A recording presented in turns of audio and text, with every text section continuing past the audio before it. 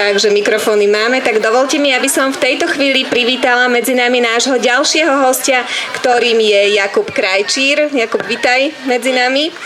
Jakub od malička.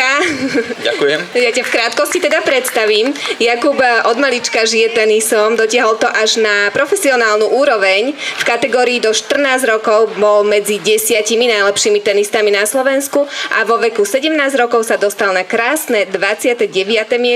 miesto v mužskom rebríčku na Slovensku. No ale ako to už býva, kvôli zraneniam a iným okolnostiam s profesionálnou kariérou skoncoval a pri tenise však zostal dodnes.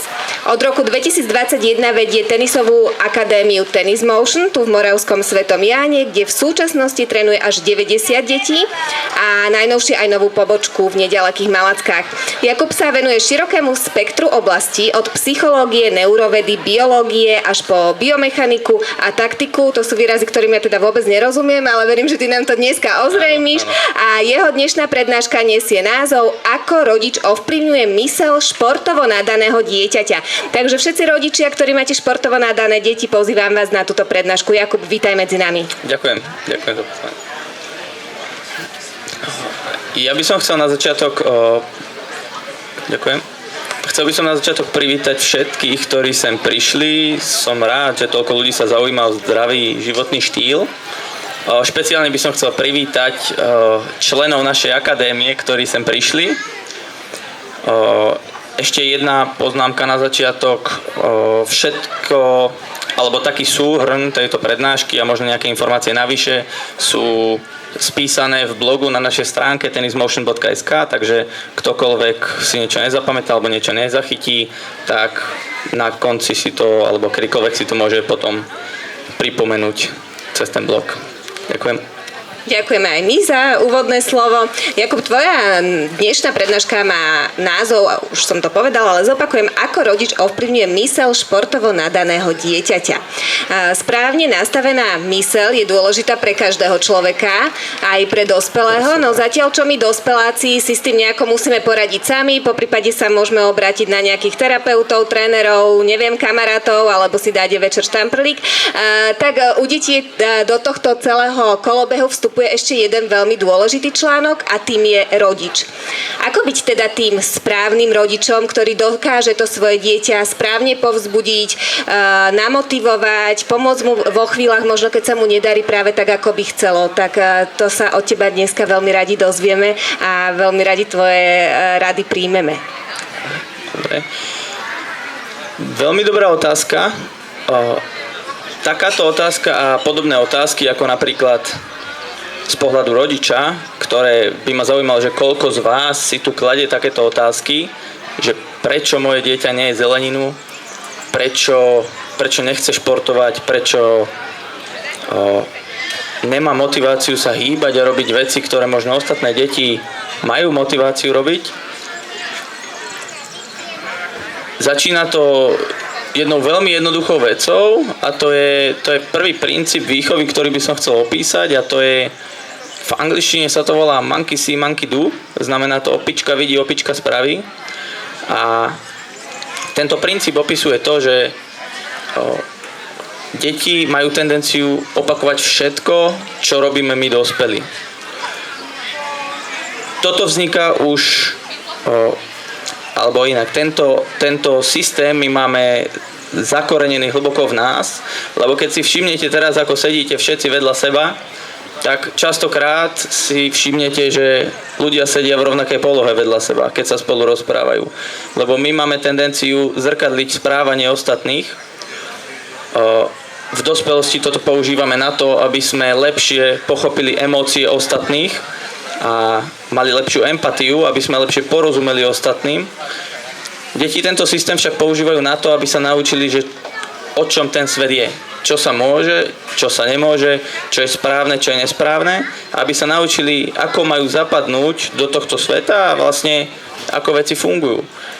Takže deti budú kopírovať vždy to, čo budeme robiť my. To znamená, keď uvidia, že rodič, odmala keď uvidia, že rodič je zeleninu, tak takisto budú mať sklony k tomu je zeleninu. Keď uvidia, že rodič cvičí pred nimi, musia to vidieť, tak budú mať sklon k tomu, aby cvičili a venovali sa pohybu. Tento princíp je, povedal by som, takým základom a je celkom v teórii celkom jednoduchý, lenže v praxi, ako určite viacerí poznáme zo skúseností, tak v praxi je to niekedy trošku náročnejšie, pretože to znamená, že my reálne sa musíme správať tak, ako by sme chceli, aby sa správali naše deti. Takže to je taký ten základný princíp. Áno, toto je taký Keď chceme z základ. dieťaťa vychovať dobrého človeka, mali by sme byť aj my dobrými ľuďmi a rovnako je to aj so športom, respektíve s tými návykmi, čo sa týka zdravia, stravovania, športovania a tak. My dospeláci máme tendenciu, alebo my rodičia, si tie naše deti tak chrániť, dávať si ich do nejakej takej bublinky a tak ich si ich hýčkať a dávať pozor, aby sa im nič nestalo, vytvárať im čo najbezpečnejšie prostredie. Je toto správny spôsob, alebo naopak to dieťa potrebuje si aj rozbiť to koleno a prísť domov zablatené a podobne? Tuto je potrebné si uvedomiť, že ako sa deti učia, ako získavajú skúsenosti a ako prebieha vývin dieťaťa. Deti sa ako ľudia, my sa rodíme s takým čistým plátom celkom. Máme len niekoľko desiatok tisíc génov, ktoré kódujú to, ako budeme vyzerať. A to je celkom málo na to, keď si predstavíme, že máme asi tak 80 miliard neurónov. Takže ľudský systém a celkovo ľudská biológia je nastavená tak, že my sa narodíme v podstate len so základnými inštinktami a následne potom sa prispôsobujeme a učíme sa o prostredí a prispôsobujeme sa prostrediu. Toto učenie sa prebieha tým, že deti sú v tom danom prostredí a skúšajú rôzne veci. Skúšajú veci, ktoré ostatní možno nerobia, ktoré nevidia u dospelých, ktoré vidia u dospelých a potom následne podľa toho, ako to dopadne, či to je pozitívny výsledok alebo negatívny, tak potom na základe toho sa učia. Aby toto však všetko mohli prejsť a aby bol ten vývin zdravý a správny, aby mali tú skúsenosť kompletnú. To znamená, že my musíme nechať zažiť tie skúsenosti.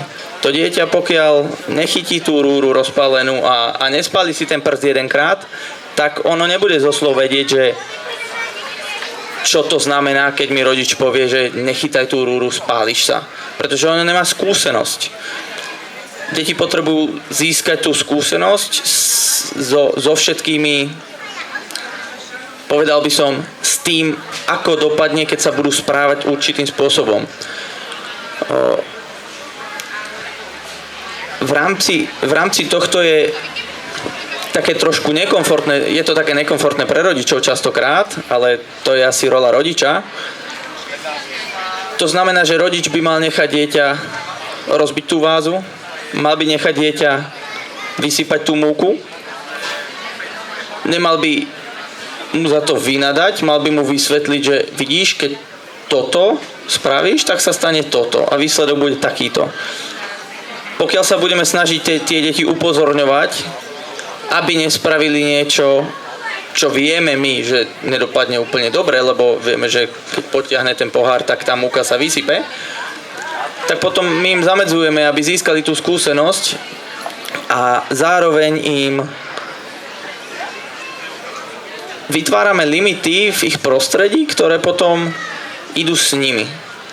Čo má ďalší dopad negatívny na ich vývin, ale o tom sa budeme rozprávať neskôr v debate.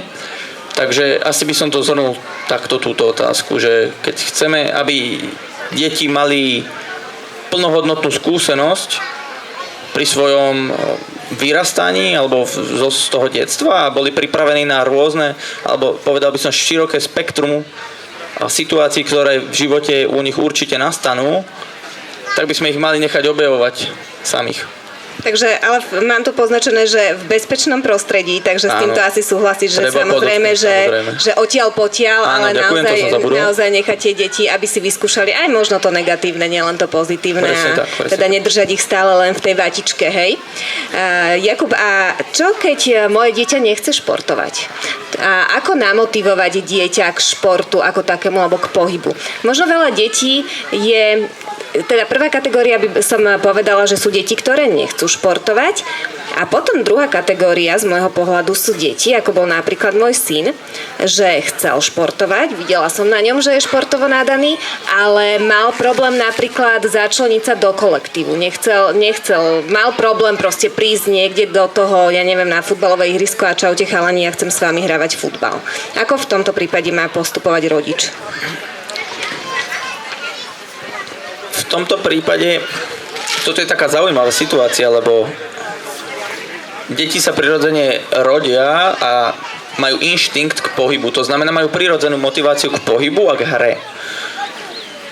Každé dieťa sa rado hrá, pretože hra je v podstate taký biologický základný spôsob, ako získavať skúsenosti.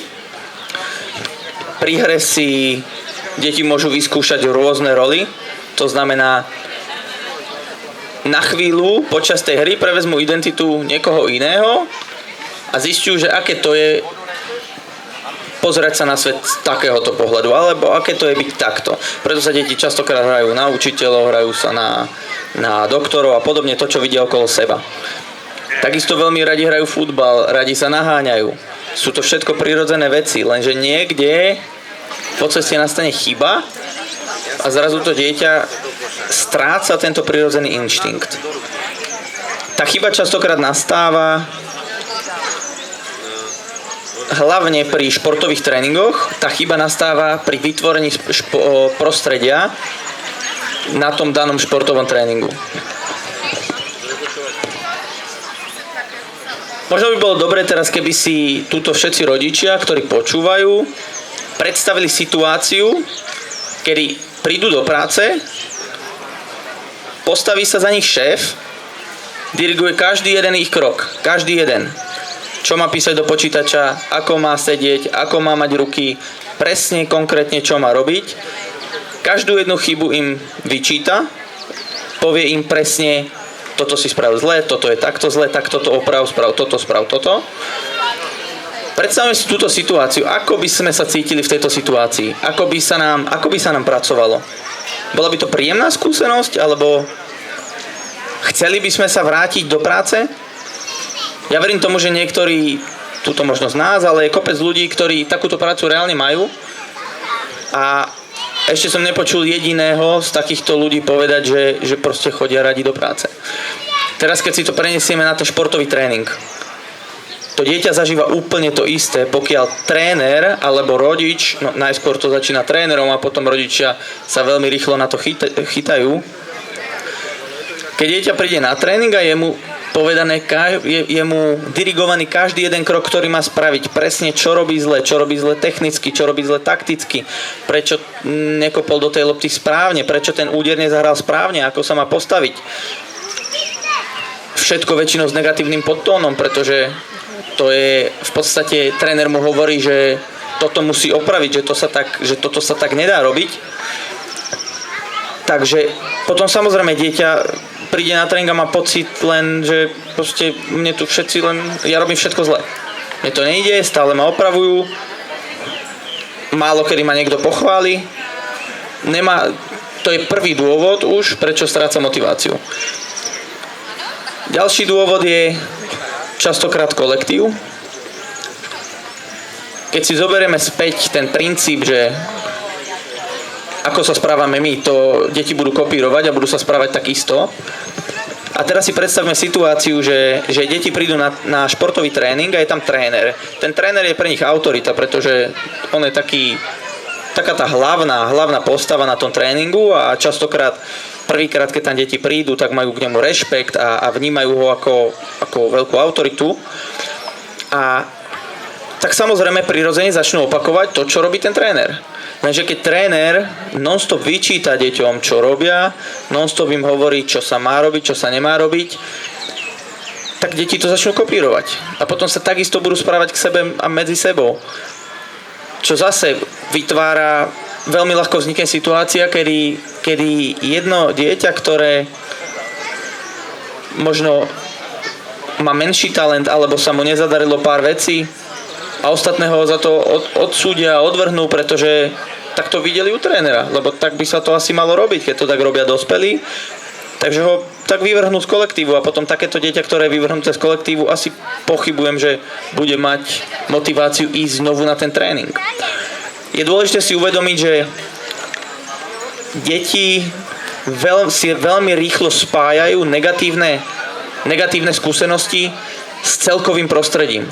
Čo tým myslím je, keď sa na tréningu tréner nespráva vhodne a znepríjemňuje v podstate tú skúsenosť tomu dieťaťu, tak dieťa si nezapamätá, že tréner je ten, ktorý je chybný. Dieťa si zapamätá, že celý šport je chybný. Oni si asociujú tie veci dokopy, to je v rámci celého kontextu, takže dieťa potom možno roky žije v tom, že proste mňa nebaví futbal. A je to možno len preto, lebo tréner tam je zlý, alebo mňa hociaký šport. A to sa netýka len športu, je to hociaký kolektív. Môže sa to stať v škole. Stačí jeden možno zlý učiteľ, možno trochu zlý kolektív a deti si spoja nepríjemnú skúsenosť so vzdelávaním sa. A potom sa to s nimi nesie roky a je to veľká škoda, lebo potom častokrát premrhajú tú možnosť získať tie skúsenosti, vedomosti a naučiť sa tie motorické zručnosti, ktoré potrebujú do života, lebo toto okno naozaj nie je veľké.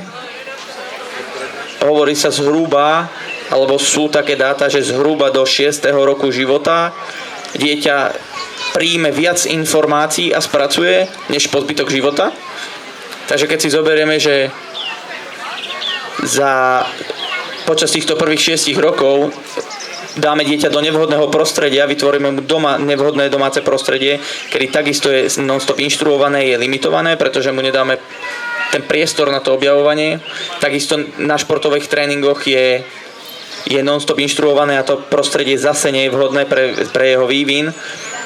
Tak si vieme predstaviť, že vzhľadom na dôležitosť tohto prvého obdobia, tak to dieťa si to so sebou pravdepodobne poniesie celý život.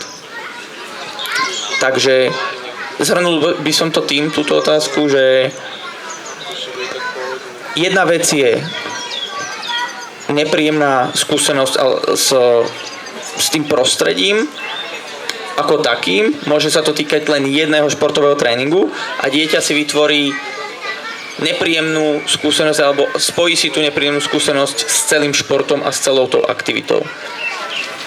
A toto bolo z pohľadu trénera, dajme tomu, a čo my ako rodičia vieme s týmto robiť? Keď viem, že ten tréner na to moje dieťa naozaj nakladá, vidím, že nie som úplne stotožnený s jeho prístupom k môjmu dieťaťu, alebo po prípade ten kolektív funguje tak, ako si opísal, že teda to dieťa sa tam necíti úplne komfortne. Čo môžem ja ako rodič v tej chvíli spraviť? Po prípade nám vieš povedať aj, ty ešte nie si rodič, hej? Nie. Tak ty nám to vieš povedať aj z pohľadu toho rodiča teoreticky a prakticky z pohľadu toho trénera, ako by to na teba vplývalo, keby ťa prišiel nejaký rodič nejakým spôsobom upozorniť, že sa mu nepáči tvoj prístup k jeho dieťaťu. To je prvá časť mojej otázky. A druhá časť mojej otázky je to, čo si spomínal, že niekedy tí rodičia sú premotivovaní a príliš tlačia na to dieťa a príliš negatívne ho motivujú. Nemotivujú ho pozitívne, ale motivujú ho práve tým negatívnym, že stále ho upozorňujú, že robíš niečo zle. Ako rodič, ako zistí, že už prekračuje nejakú tú hranicu alebo že by sa mal začať inak správať k tomu dieťaťu, lebo toto nie je tá správna motivácia pre to dieťa? Toto je veľmi ťažká otázka, lebo dobre, začnem z pohľadu rodiča. To je vám bližšie. V prvom rade, čo by si mal rodič uvedomiť, že rodič nie je tréner a mal by sa správať v rámci svojej role. Táto rola má v podstate jednoduché pravidlá, keďže rodič má najväčší vplyv na dieťa a dieťa rodiča berie ako najúžasnejšiu osobu na svete rodič by mal z môjho pohľadu zaujať rolu maximálnej podpory, bezpodmienečnej lásky k dieťaťu, bez ohľadu na výsledky. To znamená, je úplne jedno, či je považované za talentované, je úplne jedno, či má dobré výsledky, je úplne jedno, či sa mu darí, alebo či ho baví nejaký šport, či ho nebaví nejaký šport. Rodič by mal to dieťa podporiť v tom smere, ktoré si ono vyberie. To je prvá vec. Potom tá ťažšia otázka, že čo robiť, keď naozaj to prostredie na tom športovom tréningu nie je vhodné. Čo ako rodič, čo ten rodič môže spraviť? V prvom rade je to možno zistiť si viacej informácií o tom danom športe alebo o tej danej organizácii ešte predtým, než dieťa prihlási na tie tréningy. Lebo väčšinou, keď to prostredie je zle nastavené a už to tak funguje nejakú dobu, je veľmi ťažké to zvonku zmeniť. A väčšinou nemožné. Takže ako rodič s tým určite konverzácia s trénermi, konverzácia s vedením, schvaľujem, určite áno, ale neočakával by som nejaké veľké zmeny, lebo bohužiaľ takto funguje. Takže v prvom rade je to výber tej športovej organizácie, kam chceme dieťa prihlásiť. Z pohľadu trénera tam stačí sa zamyslieť nad tým, že keď to poviem ako tréner, keby som ja bol v tej situácii namiesto toho dieťaťa, či by som z toho mal prospech, či by sa mi to páčilo, alebo nie. Pokiaľ je odpoveď nie, no tak robím niečo zlé a mal by som to zmeniť. Ešte jednu vec. Každý tréner, alebo takto, to je informácia dobrá pre rodičov, každý tréner, hoci aký športový, môže to byť inštruktor hudby, hoci kto, by mal byť schopný vysvetliť každú jednu vec, ktorú s dieťaťom robí. Prečo sa takto správa, prečo sa trénuje toto, prečo sa robí toto. Všetko by mal vedieť, keď sa ho to rodič opýta. Vtedy to dáva zmysel, lebo častokrát aj za nami chodia rodičia, že prečo robíme veci takto, prečo robíme veci tak. Je to úplne v poriadku, my vždy podporujeme tento feedback, aj otázky, nech sa všetci pýtajú, ale s tým, že my vždy všetkým zodpovieme všetky otázky a všetko im vysvetlíme, čo máme robiť. Takže to je taký tiež dobrý indikátor, že pokiaľ vám tréner vie vysvetliť, že čo robí a prečo má taký prístup a prečo to funguje takto a takto, tak pravdepodobne vie, čo robí. Pokiaľ vás len tak odbije, že my to takto robíme, tak pravdepodobne tam niečo nebude úplne v poriadku. Tak je možno na čase začať rozmýšľať o zmene trénera.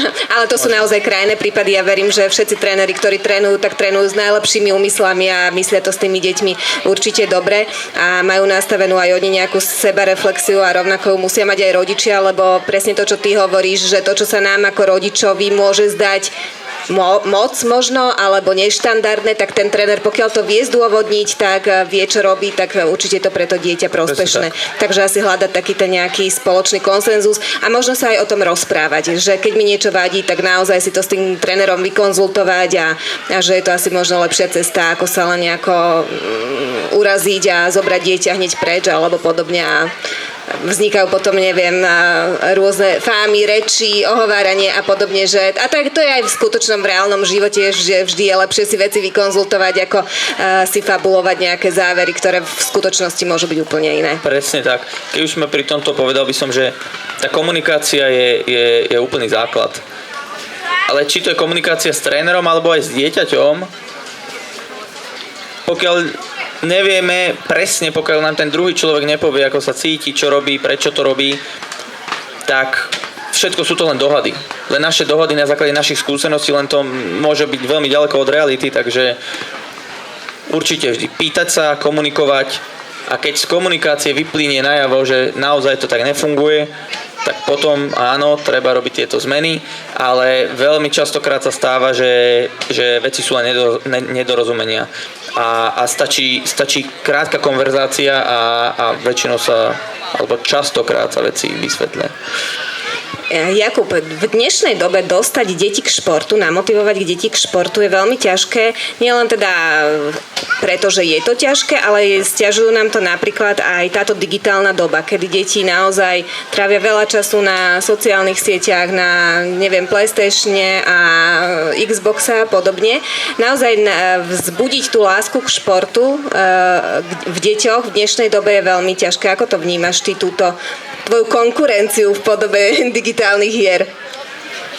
To je veľmi dobre podané, konkurencia v podobe digitálnych hier, lebo je to naozaj tak, v dnešnej dobe, kedy v podstate každé dieťa od určitého veku má telefón a ten prístup k hrám a zábavným videám na YouTube a podobne, to, čo ja volám digitálna zábava, tak je to veľmi jednoduché sa k tomu dostať.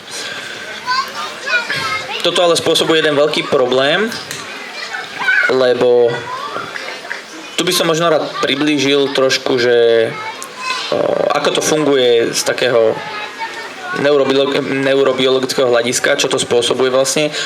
Skúsim to povedať úplne jednoducho. Máme jednu takú molekulu, ktorú naše telo produkuje, volá sa to dopamín. A táto molekula je častokrát označovaná, možno ste to počuli, ako hormón šťastia, lebo vzbudzuje nás taký šťastný pocit a cítime radosť a šťastie. Toto ale nie je molekula šťastia, je to skôr molekula motivácie. Ono, ako to funguje, všetky skúsenosti, ktoré my zažijeme v našom živote, tak všetky sa chemicky v našich spomienkach označujú podľa toho, či boli pozitívne alebo negatívne. Takže dopamín, čo robí, tak my zažijeme nejakú skúsenosť, deti sa napríklad hrajú na ihrisku a vymysleli si veľmi dobrú hru. A baví ich to znamená, majú tú odmenu v podobe zábavy, takže čo táto molekula spraví, tak označí spätne všetko to správanie, ktoré viedlo k tej odmene. Čiže ním sa do spomienok uloží, že hranie sa na ihrisku s týmito ľuďmi v tomto kontexte, tak túto hru, to je pozitívne. Toto vedie k odmene. A na budúce, keď sa nejak priblíži buď časovo, že to sa opakuje každý deň, alebo to je, že niečo sa tomu dieťaťu niečomu pripomenie tú hru, tak čo tento dopamín spraví, že začne v ňom vzbudzovať tú motiváciu ísť sa hrať, lebo to znamená odmenu. Tento systém funguje jednoducho, je to systém kvôli prežitiu, lebo bez tohto systému by sme sa ani nenajedli, lebo by sme nemali prečo. To, že cítime hlad, že chceme si nájsť jedlo, že chceme ísť spať, že chceme ísť na vecko, toto všetko spôsobuje dopamín, lebo nejako sa nám... Dobre, to je jedno. Niečo nás musí proste motivovať, sami bez toho nespravíme nič. Prečo je toto problém z hľadiska tej digitálnej zábavy? Je fakt, že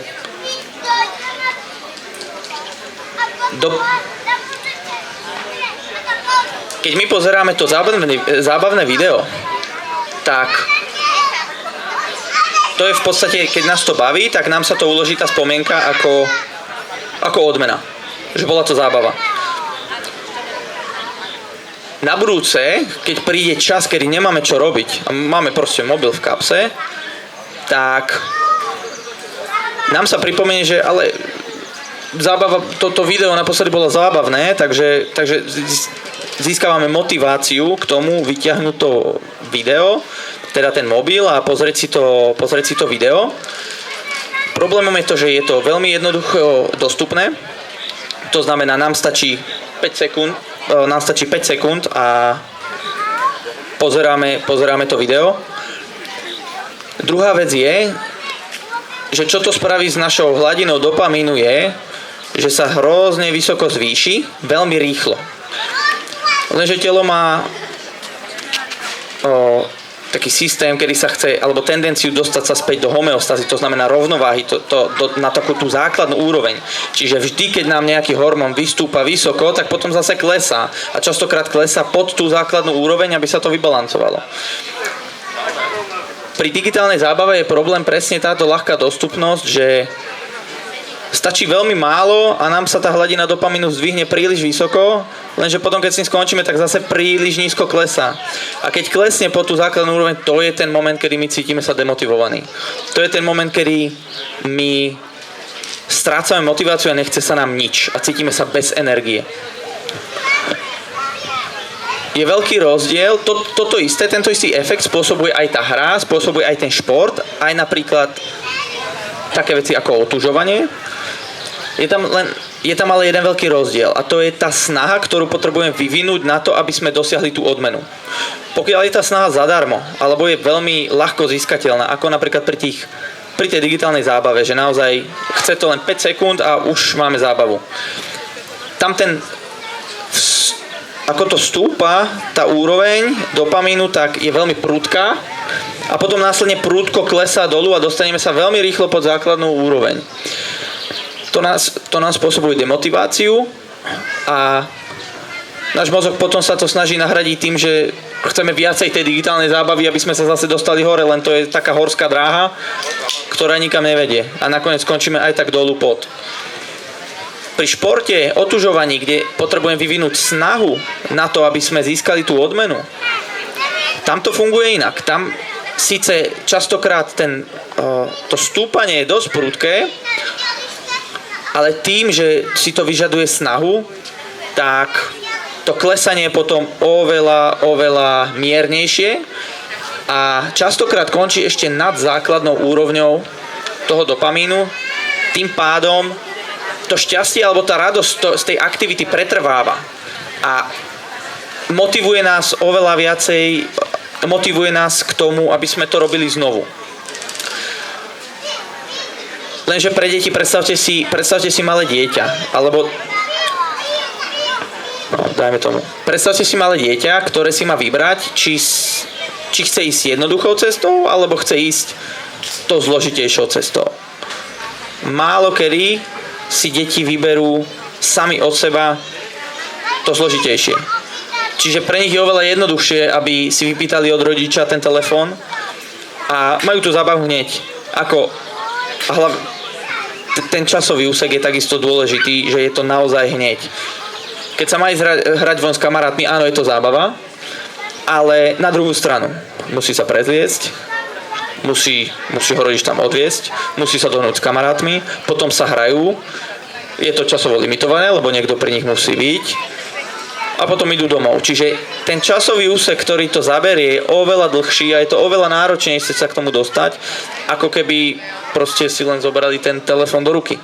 Takže toto potom samozrejme spôsobuje demotiváciu k tomu športu, lebo je to jednoduchšie a je to taká istá zábava pre tie deti, tá digitálna zábava, ale má to veľmi negatívny efekt a dopad na deti z dlhodobého hľadiska, lebo potom to spôsobuje, možno ste si to všimli, niektorí rodičia, ktorí sem tam dáte ten telefón do ruky deťom, sú potom oveľa náladovejšie. Ťažšie sa im kontrolujú vlastné emócie. Nemajú motiváciu robiť častokrát nič iné okrem tej samotnej digitálnej zábavy. A potom s tým sú spojené presne aj tá demotivácia ísť športovať, ísť sa hrať von. Nebodaj čítať knižku a niečo sa naučiť. Takže takto by som to zhrnul, že nie je to dobrý nápad im to dávať do ruky. Z môjho pohľadu, čím menej, tým lepšie, lebo naozaj má to, keď zoberieme do úvahy ešte tú rýchlosť, akou sa formuje detský mozog, tak to má naozaj obrovské dopady a väčšina z nich je negatívnych. Takže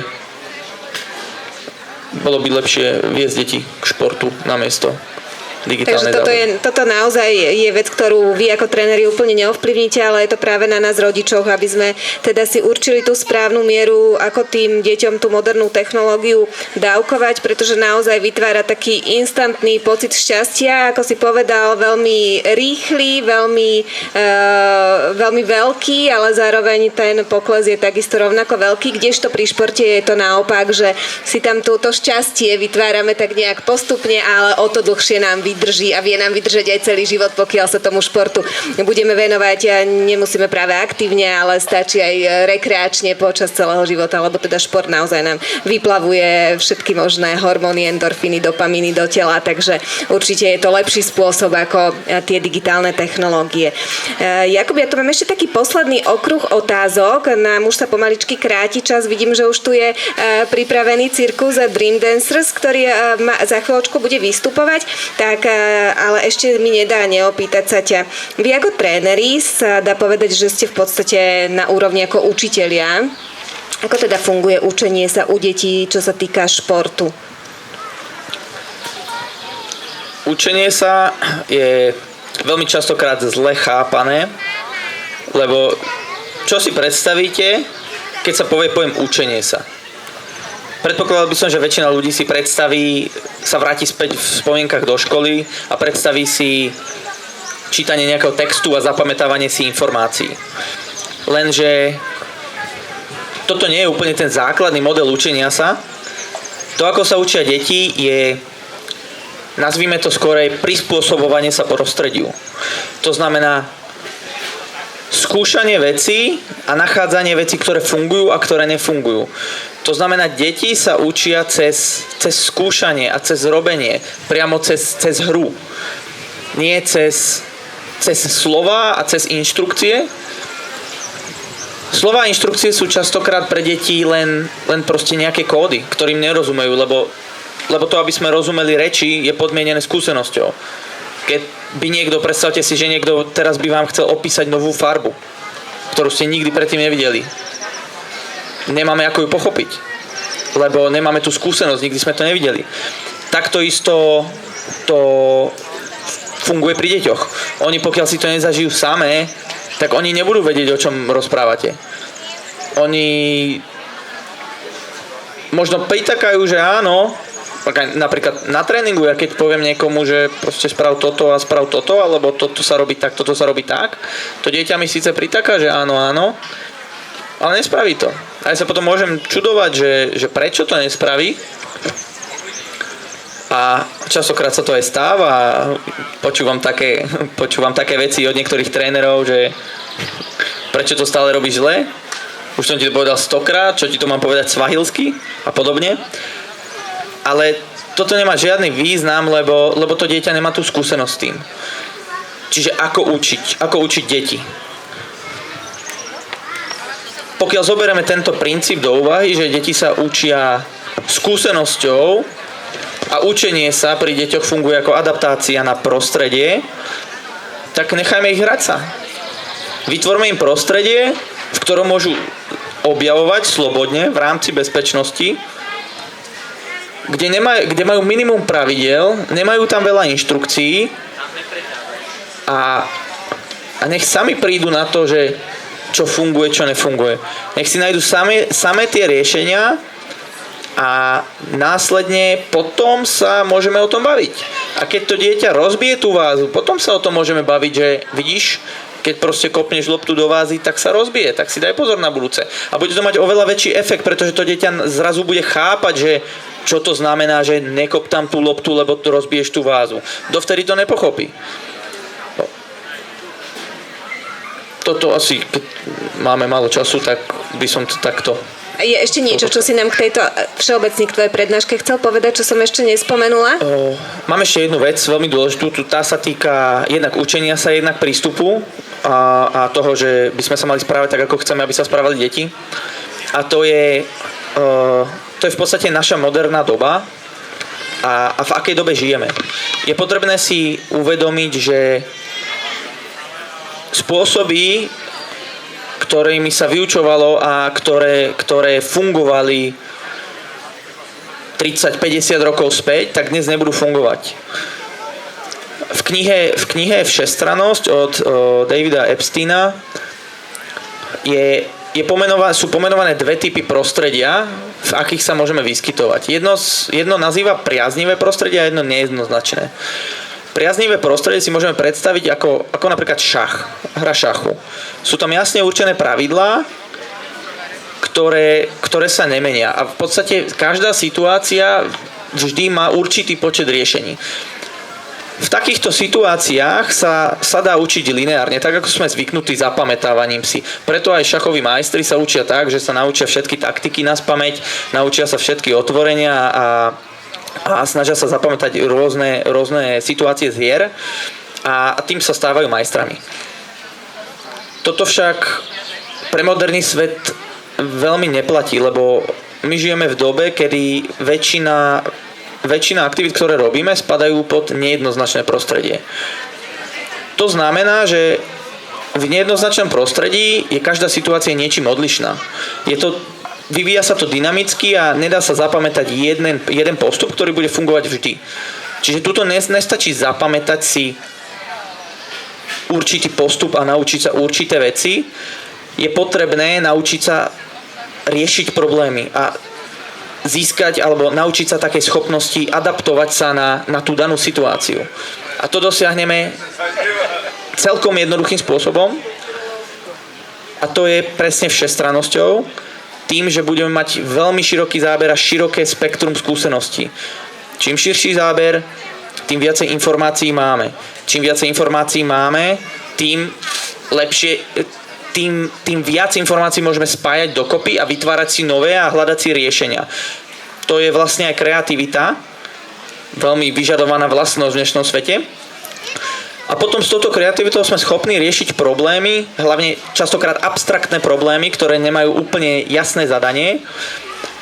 A pomáha nám to orientovať sa v modernom svete. Čiže toto by som odporúčal všetkým rodičom, ktorí to počúvajú a ktorí budú čítať aj napríklad ten blog. Najdôležitejšia vec je podľa mňa, aby ste nechali tie deti skúšať veľké alebo široké spektrum skúseností. Nech si zažijú toho čo najviac. Nech vyskúšajú všetky možné športy, nech vyskúšajú všetky hudobné nástroje, nech vyskúšajú toho čo najviac.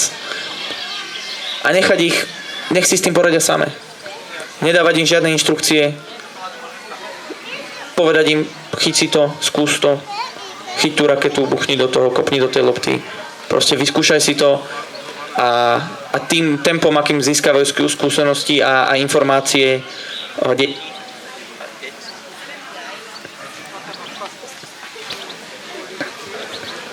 funguje?